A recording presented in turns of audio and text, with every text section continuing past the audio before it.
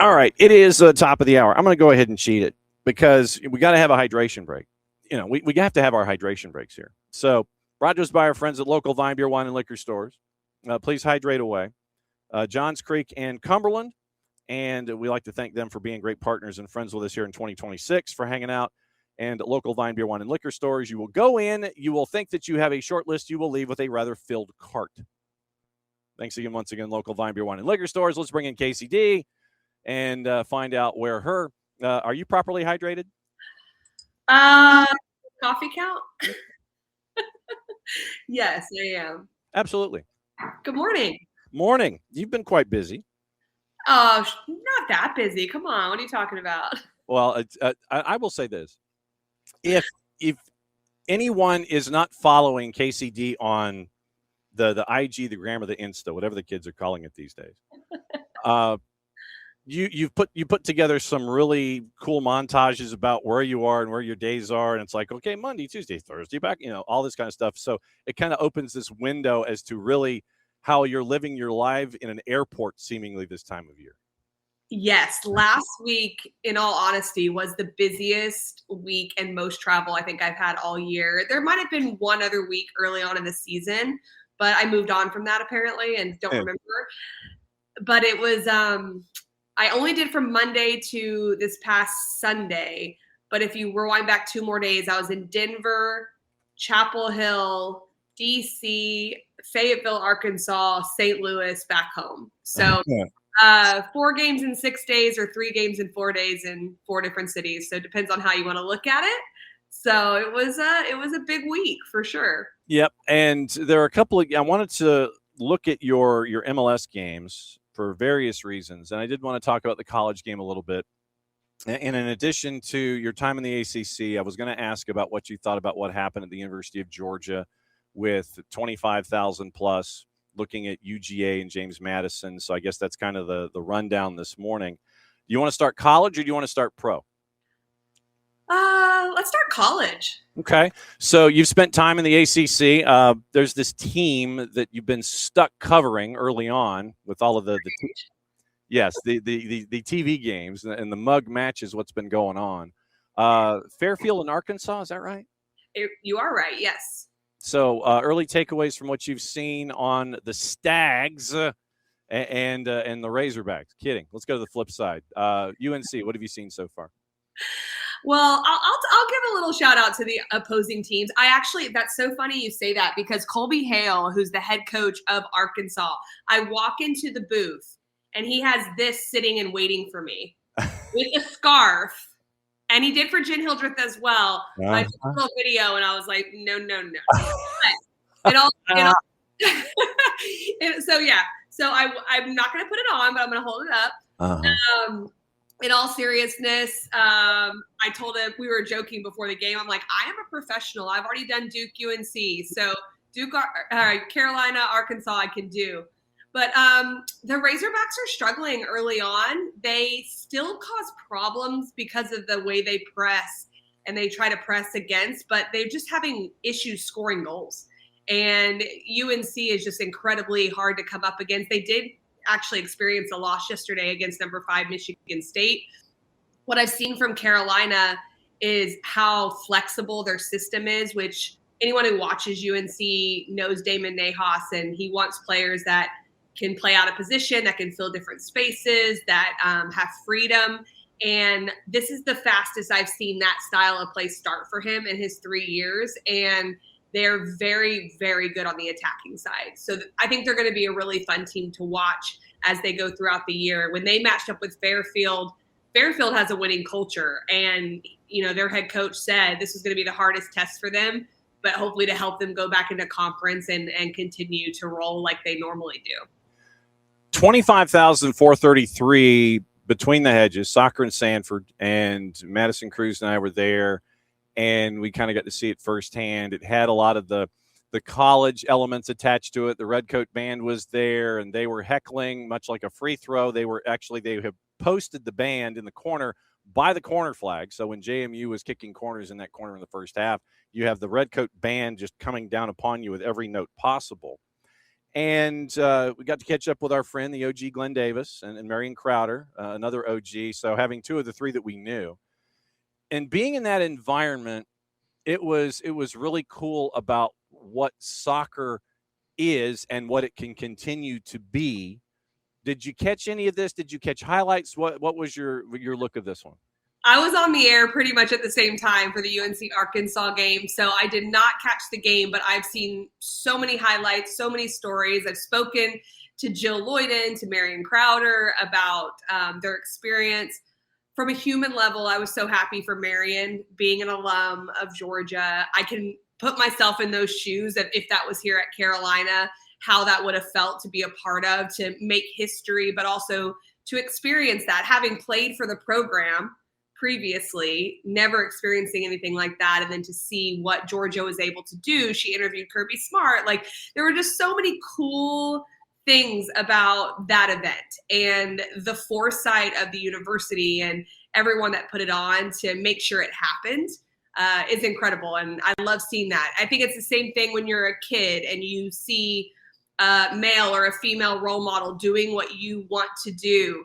Now you see a crowd of what can be. And so just like the other inspires you, that can inspire all of us too, of like, where can this sport get to?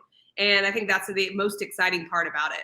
Yep. And like I said, it was a great environment. And the thing, there were a couple of things that are going to stick with me, in addition to just being there for the whole time. Literally, it got to the point to where, and I think that they might have been underestimating the crowd a little bit, because they only had, I think, 2 gates open. And you saw people just up the road. I mean, the lines were forever trying to get into the building. And you love to see those kinds of visuals. It just got to the point to where they were getting close to kickoff. And it's just like, yep, come on in. Everyone get in there. Come on board. Literally just, it's like, show it to me. I'm not going to scan it. Just come on in. And they had to keep opening up sections. And so you end up with 25,000 plus there at UGA. And I thought that was really cool. Can Keenan fit something like that, or is it too small of a surface?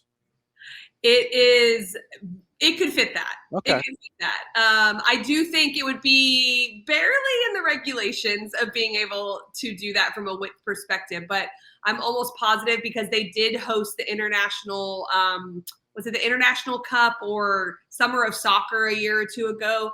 Keenan had games in there. So I just think it's a smaller width for sure. So it's like Yankee Stadium, but yes, it's regulation. It is it's a regulation surface. Wink, wink.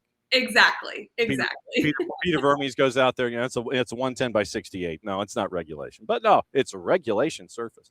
Yeah. Getting into what's your next college game, by the way? Oh, I'm actually on the sideline for Indiana versus Louisville men on Monday at the University of Louisville. I'm with Joe Malfa and Devin Kerr, and I'll be sidelining my debut. So I'm looking forward to that. Okay, so yeah, Devin comes and hangs out with us too. So feel free to spread lies and rumors and gossip with the two of you on the sidelines for that one. We played the end of Battle of Bluegrass to kick off the show this morning, and so obviously Louisville's going to be riding high after knocking off a rival. But yeah, you're down 2-0. You come back to win it 3-2 with 8 seconds to go. That's some stuff to really carry you forward. I'm looking forward to seeing what kind of trouble you and Devin and Joe are going to get into with this. I'm going to have to cook up a few things. It's going to be very fun. My favorite part, besides calling the game, of like pregame of when I'm in the booth, is I always go down to the field, because I feel like so removed when I'm in the booth. So to actually be down on the field during the game this time and experience that will be fun. It'll be a little bit different. Yep, and being sidelined, you get to be that third person in the booth, and just you get to sit there and spread a whole bunch of rumors and sit there and say this is what's going on, and get the coaches all mad at you, because when I'm doing sideline, literally I go to the coaches ahead of time. If they don't know me or if they're uncomfortable with me, it's like, okay, here's what I'm going to do. I'm going to be in your huddle. I'm going to be right on the outside of it. Know that you'll see that I'm not going to be holding the microphone into the huddle. I'm going to have the microphone behind me, so that way that what you're saying isn't going out over the air on a parab. and I'll be listening. And so I'll take the IFB out and I'll explain to them, okay, this is what I'm going to be doing all match long. And I might be coming to you at some point. We had conference. Mm-hmm. So I warn them that I'm going to be intrusive. Yes. So that way they don't sit there and look at me and it's like, dude, what are you doing? That might actually be my biggest challenge. I'm such a permission person. So this is going to take me out of my comfort zone to be like sneaking up in there. So it'll be good for me. I'm looking forward to it. It's good for intel and being the third person in the booth, those kinds of things. But yeah, making sure that the coach understands that you're going to be there. Yes. And not freaking out that why is that person there with a microphone, those kinds of things. 100%. Okay. The pro game. I have heard that you have covered the pro game here this season, and a little bit. I was debating because I was going to start with DC in New England, and I was debating playing all three goals back to back to back because there is a commonality of theme in these three goals. So do you want me to walk through them one at a time, or do you want me to just go bang, bang, bang, and then we'll talk about them after? Go bang, bang, bang. That's totally fine by me. Okay, so what we're going to do, we're going to play all three goals, and it's amazing what happens when you play all three goals in a row and the same person scores. Last time I checked, they call that a hat trick. And so it was 3-0 in the end result here, and you're going to notice something about these three goals for New England in their matchup against DC. Once again, courtesy of Apple TV and Major League Soccer. You might recognize one of the voices, the other one, Christian Miles, and his alliteration. A lot of alliteration from anxious anchors placed in powerful posts. Here's goal number 1. Boundless energy, the Nigerian in the heart of that midfield, locating heel. Harrison. Counter move here, and Harrison puts it on that left. Miller, all the way across, and snapped down. He's done it again! Al-Hassan Yusuf!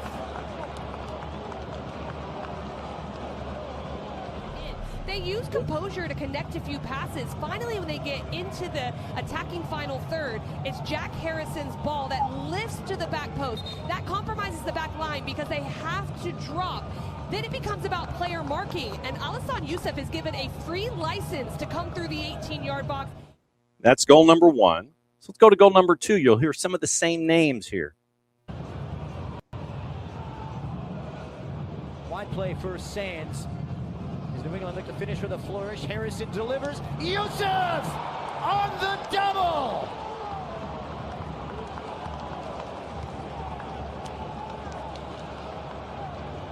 He's come back to haunt United for a third consecutive time. They're working the ball around. There's initial opportunities that go awry, and it's the backside shoulder. The service from Jack Harrison. He finds a spot, not a player. Now it's Yusuf's job to get there. The marking is completely lacking from Kurosaka, but it's because he's compromised because of where the ball is put. It doesn't invite Sean Johnson out, but it also makes defenders think that it's going to go wide. Yusuf makes the most of it. All right, so you've heard 2 names 3 times each, and we've only done 2 goals. Here's goal number 3. Heel, supported by Polster. There is blood in the water here at Audi Field. Harrison fires one in. Yusuf! It had to be him! Hat-trick hero! What a night for Al-Hassan Yusuf!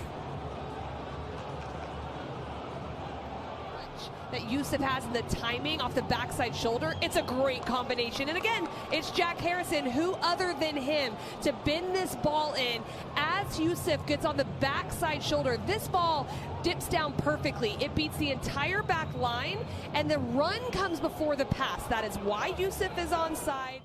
Okay, so I held up numbers on purpose because in 3 goals scored by Al-Hassan Yusuf, his name was mentioned 5 times. Jack Harrison's name was mentioned 5 times. I'm going to start with this. What in the blue you-know-what is going on with the defense of DC United when you know that Al-Hassan Yusuf is going to jump out of the gym? What were they looking at, or what were they not looking at? DC United looked like they were out to lunch. The first problem was get pressure to the ball when Jack Harrison has it.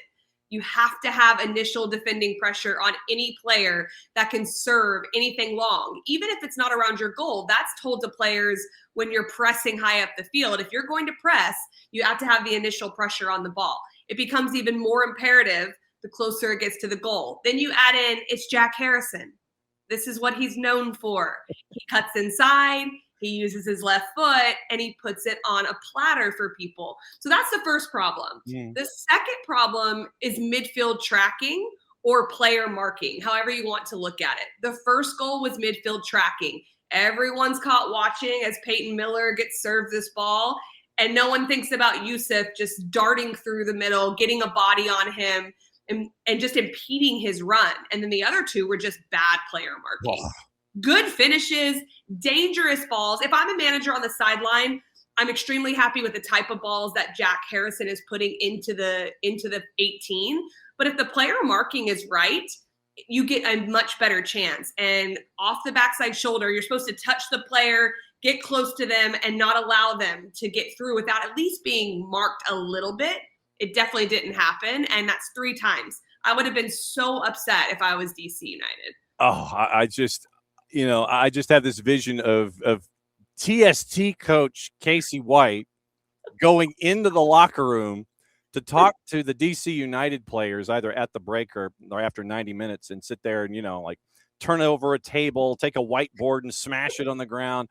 It's just like it was the same. It was this after the first time. It's like, okay, what is it? Do it once, shame on you? Do it once, second time, shame on me?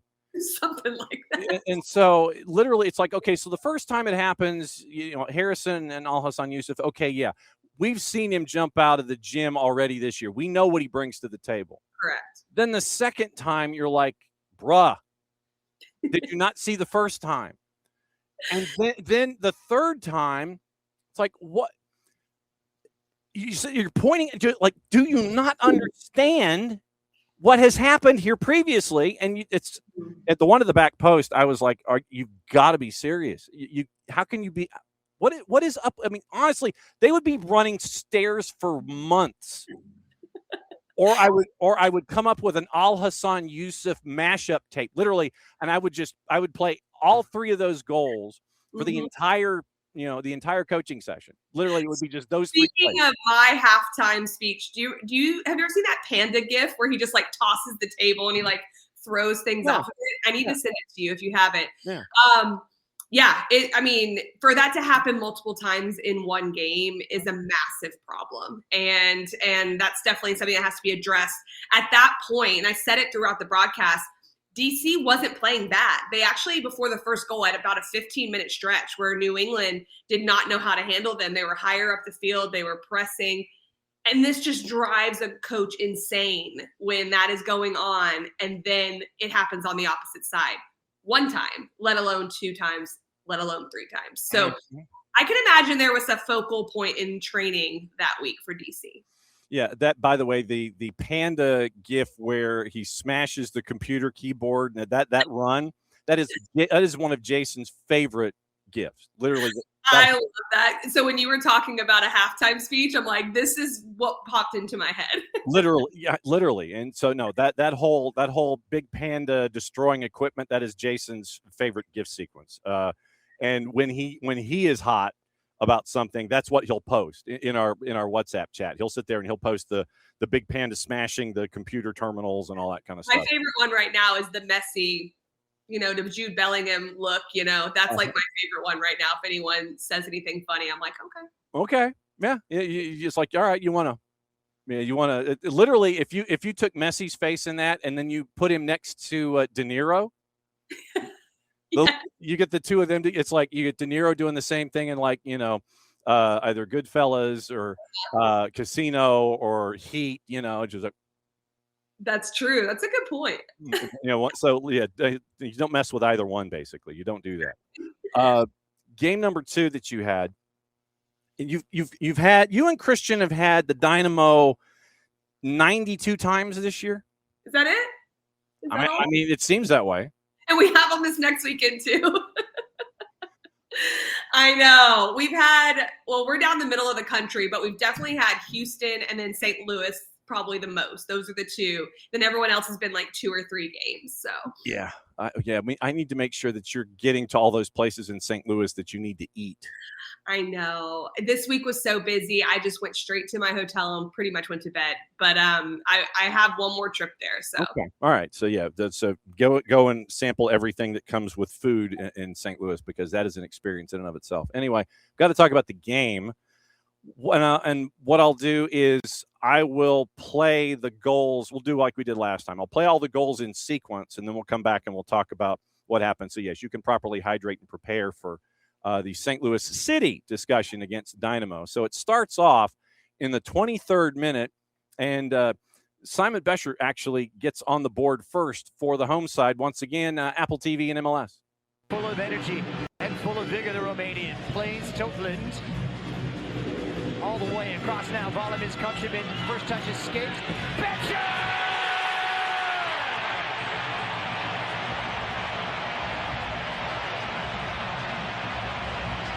Super Simon and City looking so slick. It's 1-0 to St. Louis. It starts completely from the center back, Baumgartel finding space to Volum. That allows Matan to get in the outside channel. Now it's a 2v2 in the wide space. The run above the ball by Ostrak, forcing defenders to make decision. What wonderful play through the penalty area. And then Simon Becher uses a deflection for the finish. But it's the movement of Ostrak as he goes beyond. It causes the nollie to stop for a split second. That's all you need, and Simon Becher does incredibly well to be agile on the turn and be able to put it right past Jonathan Bond in goal for the lead. Precision and power and a snapshot finish from Super Simon Becher. However, one caveat to add. Yeah, and that caveat would come in the 75th. Ibrahim Aliyu. This one was pretty nasty. Once again, Apple TV, Major League Soccer. By Bogusz. Dropping his shoulder now. Inali's done brilliantly. Back across and whipped in. Second ball. And it's out of you, Ibrahim.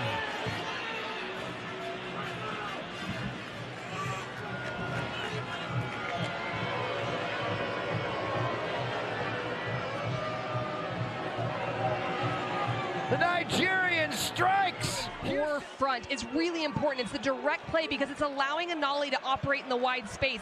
Incredible patience shown. Watch Bogusz. He makes his first run, then 19. He just pulls away. It allows space there for Anali to take on. Bogusz gets the initial opportunity. Great box organization from the Houston Dynamo. When Bogusz takes the initial shot, Aliou Ibrahim comes more central. The entire play starts with Anali, but it's that organization of narrowing that allows him to be in the right position at the last minute where defenders cannot react, but he's the one that's able to. And I'm going to put a bookmark in that because your Instagram account, and I'm going to talk about that when we come back. So we're 1-1. And then someone who folks here in Atlanta know from his time at Aberdeen and his time also in the college game on the Eastern Seaboard, Dante Polvara. I did not have him on the bingo card, but anyway, game winner. Too slick for his own good. His conceded possession now. Alt, what can he conjure up? Now, Totland looking to further the cause. Puts it on his right foot. Totland squares it in front. Polvara! It might be the winner!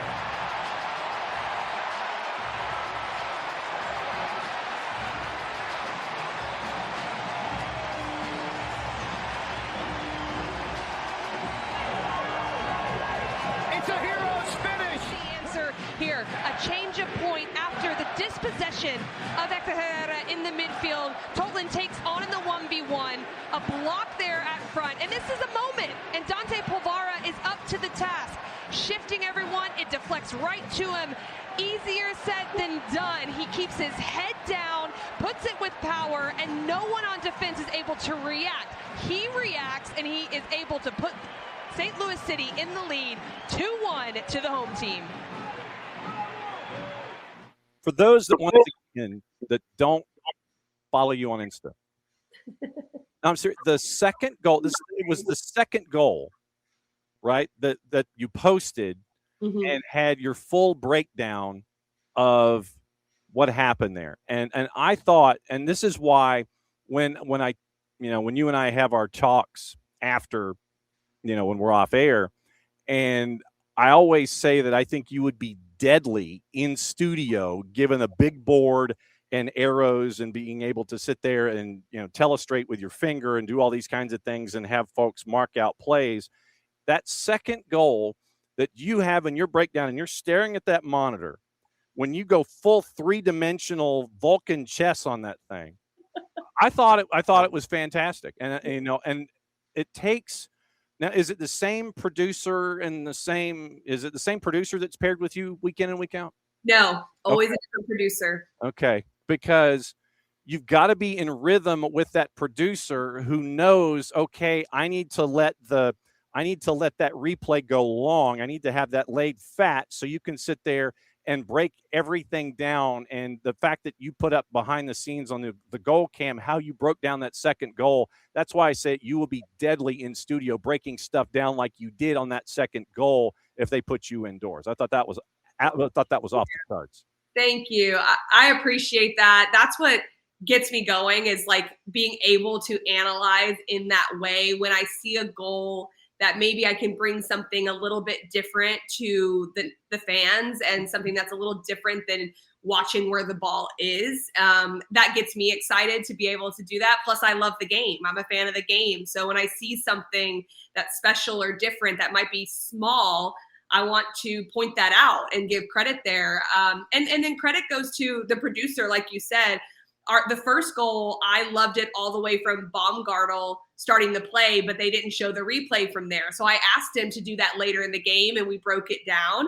So by the time this second goal came around, I think he kind of knew my personality at this point. He'd been listening for 70 plus minutes and realized I wanted to see all of those types of movements. And so he started it from the long service. He showed from behind the goal when Ibrahim narrowed and came inside, which was the defining characteristic of that goal, besides the fact that Bogusz had gone centrally and Ben Olsen made a great change to put 2 centrally on the forward line, which would be 4 when they were attacking because of the wide spaces. So it all kind of came together and was a great equalizing goal for them. Yep. And so then let me ask you, from 30,000 feet, what was it that St. Louis City did against Houston that others have not been able to do a lot recently that got them the Duke 2-1? What did they do differently that others haven't been able to pull off? Before I answer that, I have to say Guilherme didn't play. And he's the X factor for Houston. And when he's not in the lineup, he's not in boots warming up, took a knock during the week. I expect him to be back this weekend. Houston still played well. They still looked like Houston. They had their defensive structure. They made a few changes with Guilherme not in. Hector Herrera didn't start. Jaje Samaseku started, who played well.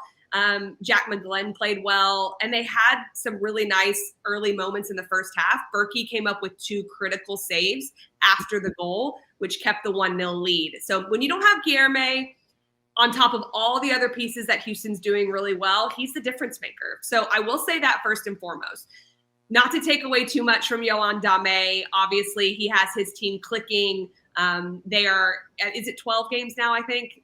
12 games unbeaten. And what was going really well for them was they reacted to the key moments of the game better than Houston did. They had the majority of possession.